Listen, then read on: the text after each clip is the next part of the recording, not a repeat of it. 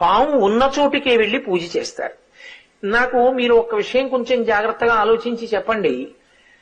సాధారణంగా నాగుల చవితి చెయ్యనటువంటి వాళ్ళు ఉండరు. అన్ని వర్ణముల వారు చేస్తారు.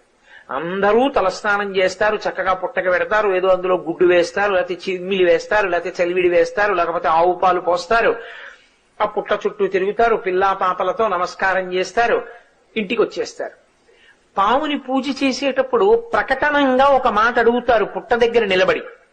ఎందుకు అడుగుతారు అంటే దానికి కారణం ఉంటుంది. నాగమును దేవతగా భావన చేసి పూజ చేసి ఆ పుట్ట దగ్గరికి వెళ్లి అది తినే పదార్థములను ఆ పుట్టలో సమర్పణం చేసి ప్రదక్షిణం చేసి నమస్కరించి అక్కడ ఉన్నటువంటి ఆ పాముని ఒక విషయం అడుగుతారు.